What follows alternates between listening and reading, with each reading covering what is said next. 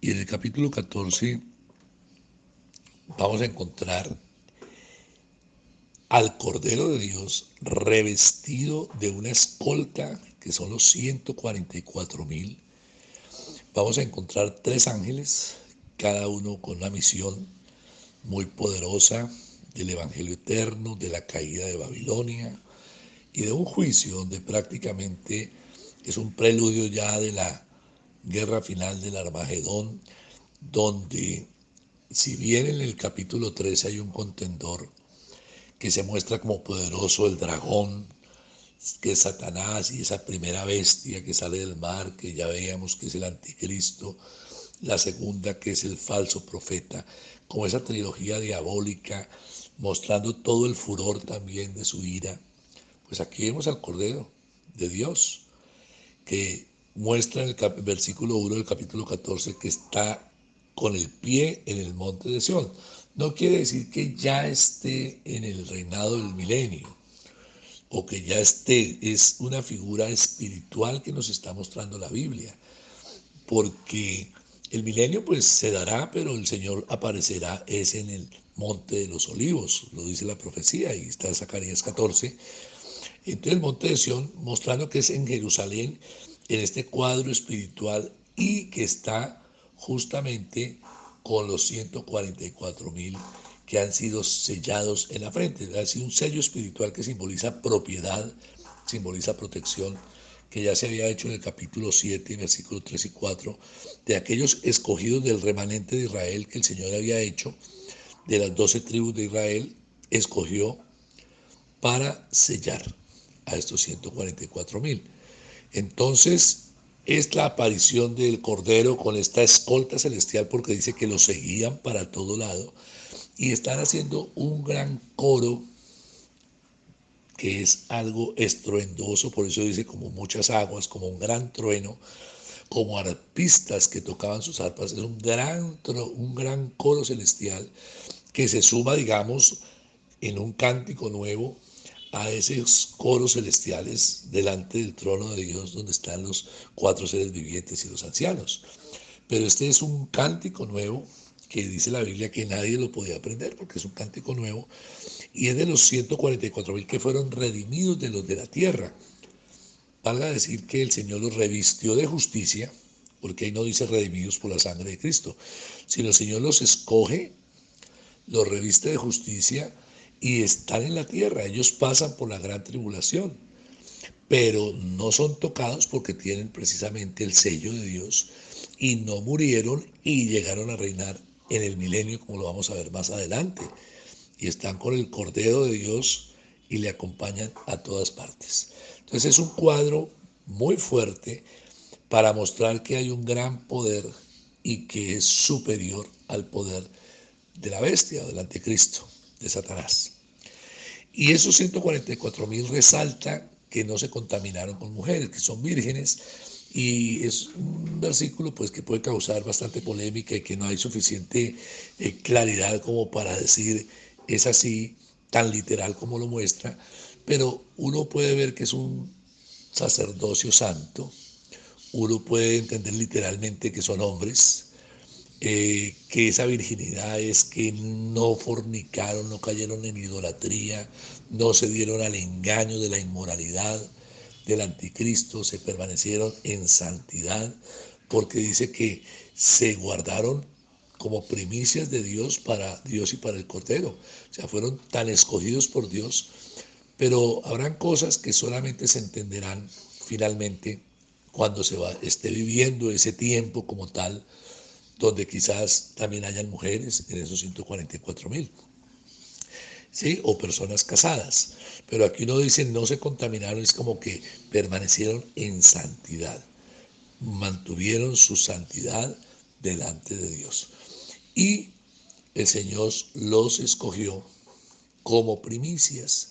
Es decir, ellos son los primeros frutos de ese pueblo de Israel, muy escogidos por Dios, precisamente para que vinieran a suplir ese trabajo de escoltas del Cordero, y porque en ellos había un reflejo de santidad tal que dice la palabra del versículo 5, no fue hallada mentira, o sea, no cayeron en el engaño del anticristo, tampoco se dejaron sellar, pues porque tenían el sello de Dios. Otros no se dejaron sellar y murieron porque no tenían el sello de Dios.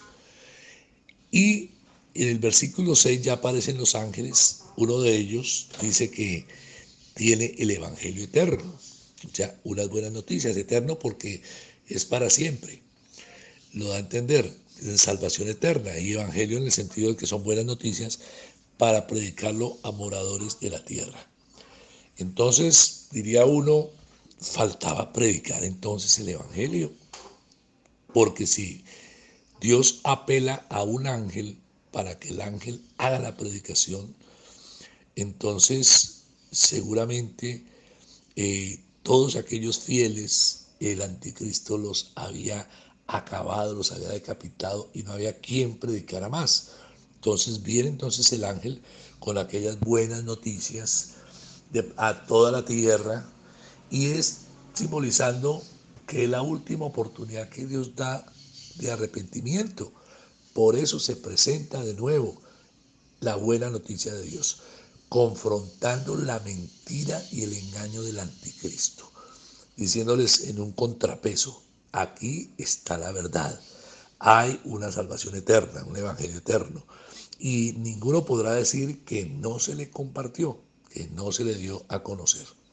Versículo 7, este ángel, el mensaje de ese evangelio eterno que da el ángel a todas las naciones, tribus y lenguas, es temed a Dios y dadle gloria, porque la hora de su juicio ha llegado, y adorad a aquel que hizo el cielo y la tierra, el mar y las fuentes de las aguas. No menciona el sacrificio de Jesucristo de una manera así específica, no lo menciona, solamente los llama al temor a Dios. O sea, si tienen temor al anticristo, de morir, de ser decapitados, teman a Dios, y no les importe llegar hasta el sacrificio de la muerte, porque ha llegado la hora de su juicio. Entonces nos está diciendo que justamente habrá un juicio, el día final de la ira, y no habrá más oportunidad. Entonces es como el Evangelio trae, digamos, las dos caras. La parte más importante que trae esperanza y alegría es saber que hay una justicia de Dios, que hay un reino celestial, que hay una recompensa y un galardón para los fieles. Pero la otra cara es que hay un juicio de muerte eterna para aquel que niegue a Dios, niegue su palabra y no quiera entender el mensaje del cielo. Esas son las dos caras.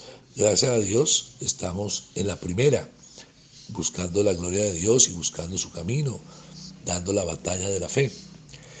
Y el otro ángel entonces sale diciendo, ha caído Babilonia. Entonces es como una declaración profética de lo que va a suceder. También diciéndoles en este mensaje a esta humanidad, esa Babilonia caerá, y ha caído es que ya no estará aquello que representa la cuna de la idolatría, porque Babilonia viene de Babel, allá donde se levantó la idolatría, y también Nabucodonosor, y en ese imperio Babilonia es como esa capital de idolatría, y el anticristo también reconstruye ese concepto de idolatría, de centro de poder demoníaco, y en cierta forma simboliza también a esa Roma, a esa gran Roma, cuna de idolatría, en donde más adelante vamos a ver que está sentada sobre muchas aguas y va a hablar de una ramera, pero dejémoslo para más adelante, porque ha hecho beber del vino del furor de su fornicación. O sea, el papel ha sido apartar a la humanidad de Dios, ese ha sido su papel, y habla de un vino como un símbolo de fornicación, y por eso más adelante el Señor habla de otro vino. Y el tercer ángel entonces sale y avisa, este tercer ángel, y dice, si alguno adora a la bestia y a su imagen y recibe la marca en la frente o en su mano, y está haciendo un llamado, si alguno, como quien dice, esto es algo individual, el llamado es individual, cada uno responde por su pecado. Si alguno, llamando la atención, ha caído en el terreno de ser seducido por la bestia, por el anticristo, recibiendo esa marca, pues va a beber del vino de la ira de Dios, el símbolo del vino. Ya no, si bien Babilonia daba del vino de la fornicación, este es el vino de la ira de Dios, el juicio divino. Dice que ha sido vaciado puro en el cáliz de su ira y será atormentado con fuego y azufre. Y nos menciona aquellas dos cosas que están justamente en Apocalipsis 11, en el infierno, lo que será el lago de azufre. Y será, digamos, el tormento eterno. Y aquí es donde uno pues podría decir, pero ¿por qué? Suena cruel, suena... Pero no, es la justicia de Dios. ¿En qué se justifica que haya ese juicio? Se justifica en que Dios dio la oportunidad. Dio la oportunidad. En esta tierra, los que estamos bajo la gracia, siempre nos está dando la oportunidad. En el desarrollo de la gran tribulación van a haber oportunidades. Ya vimos los dos testigos. Ahora vemos que Juan también tenía un mensaje de profetizar, que dice el Señor profetiza. Ahora vemos que un ángel vuelve y profetiza y predica, que se vuelvan a Dios. Entonces Dios da la oportunidad. En eso se justifica que haya un juicio, en que no quisieron, no entendieron y, y prefirieron mejor la marca de la bestia y le dieron la espalda a Dios, le negaron y apostataron. No hay peor juicio que para el apóstata. Entonces apostataron también. Esto apenas es una parte del capítulo 14. Todavía falta una buena cantidad, pero dejémoslo entonces para la semana entrante. Sigan estudiando con juicio, repasen el capítulo 14, una, dos, tres y más veces. Y pídale a Dios que le dé esa iluminación, esa mirada de lo celestial. Retome el capítulo 13, mantenga como la coherencia completa de la historia de lo que se está viviendo en esta última semana de la gran tribulación, porque ya vamos avanzando y ya nos vamos acercando también al final del libro.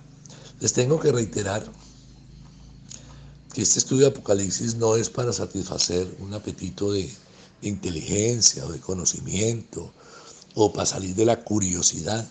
No, es, como vuelvo y repito, para que Dios afirme nuestros corazones, el temor de Dios se arraigue dentro de nosotros, nos mantengamos fieles por amor a Dios y siempre con la certeza de que Dios ha preparado lo mejor para sus hijos. 11 al 20, porque es bien importante. Ya vemos el anuncio de esos ángeles de que ha caído Babilonia. Vamos a escuchar el ángel que habla de esa amenaza y de aquellos que han adorado a la bestia. Y el otro ángel que va a hablar también de meter la hoz y la ciega. Entonces, son tiempos donde hay un preludio, digamos, de parte de Dios antes de lo que será el capítulo 15, que es el derramamiento de las 7 copas de la ira, lo que llama las plagas postreras. Y aquí nos va mostrando como los adelantos de lo que será todo ese tiempo previo a la gran batalla del Armagedón, que vendrá a ser el fin, digamos, de la maldad, y que está cantada en Apocalipsis 16:16, y finalmente todo va a coincidir con el juicio de las naciones, el juicio de Israel, el tribunal de Cristo, o sea, los tiempos finales. Como una introducción, de todas maneras, yo sé que ya a estas alturas no nos perdemos en la idea principal. Entonces venimos de ese ángel que dice, si alguno ha adorado a la bestia. ¿Por qué? Porque Dios hace un llamado de manera individual a cada uno, que aquellos que adoren a la bestia o le den la espalda, o ese juicio que puede haber tan poderoso por causa de la apostasía, que sería uno de los juicios más difíciles, que es darle la espalda al Señor después de haberlo conocido. Está cantado entonces que vendrá ese lago de azufre y de fuego. Y por eso aquí en el versículo 11 dice, y el humo de su tormento, es decir, que habrá un gran sufrimiento, realmente dolerá y será eterno, sube por los siglos de los siglos, será será muy fuerte ese tormento, ese sufrimiento. Y nos lo está diciendo la palabra de que lo dice también en Mateo, el crujir de dientes, como que dice, será muy fuerte. Y no tendrán reposo ni de día ni de noche. ¿Por qué? Por haber adorado a la bestia, a su imagen, y haber recibido la marca. Eso quiere decir que no le dieron la gloria a Dios, no perseveraron en la fe, se soltaron de la mano de Dios, negaron la misericordia de Dios, prefirieron el camino de la puerta ancha. El mundo, por temor, por lo que haya sido, no escogieron el camino de Dios. Entonces, estamos hablando de que habrá un tormento, un gran sufrimiento. Y en contraste, el versículo 12 dice, aquí está la paciencia de los santos. Porque aquellos que sean pacientes, por eso dice la palabra, con su paciencia ganarán sus almas, serán firmes en las promesas de Dios, perseverarán hasta el fin, aún hasta el sacrificio de sus propias vidas. Y dice los que guardaron los mandamientos de Dios, es decir, los pusieron por obra. Y la fe en Jesús, dice el versículo 12, porque de todas maneras, aunque ya la salvación no se va a dar por una confesión de fe en Cristo Jesús, van a reconocer en esos 7 años muchos de los que van a quedar para la gran tribulación asistían a la iglesia, habían oído hablar de Jesús, etcétera. Me atrevería a decir que han tenido hasta un encuentro, pero no habían nacido de nuevo, conocen de Jesús, pero ahora sí su fe se arraigará en Jesús, aunque tengan que dar su vida hasta la muerte en medio de la gran tribulación.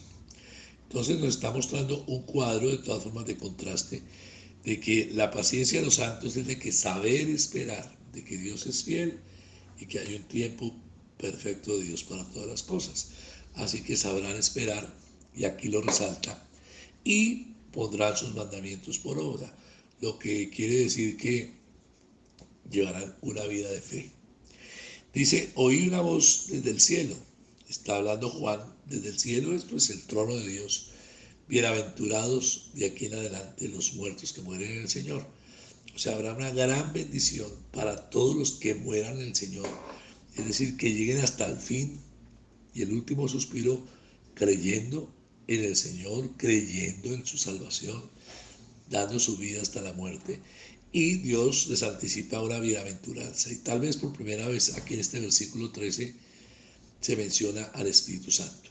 Porque dice, sí, dice el Espíritu, hablando del Espíritu Santo. Ya lo habíamos visto en el capítulo 1, en el saludo trinitario, en varios lugares de la Biblia lo habíamos visto representado en el candelero, en los 7 espíritus. Pero aquí habla, sí, dice el Espíritu, hablando del Espíritu de Dios, y confirmando, descansarán de sus trabajos. Así como dijo Pablo, he acabado la carrera, he guardado la fe, he dado la batalla, entonces descansarán de sus trabajos, porque sus obras, y no está hablando de la salvación por obras, sino de que las obras, así como Dios resalta las obras de las iglesias, conozco tus obras, que eres esforzado, esas obras, como lo dice Santiago también, muéstrame tu fe sin obras y yo te mostraré por mis obras mi fe.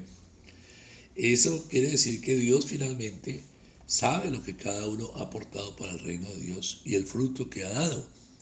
Por eso más adelante en Apocalipsis 22:12 dice el Señor que aquí vengo yo con mis galardones para dar a cada uno conforme a sus obras. Quiero digamos, avanzar en un versículo más y tal vez generar el otro audio para, para mirar con detalle, porque ya viene el cuadro de lo que es la guerra de Armagedón, que va de aquí hasta el capítulo 16.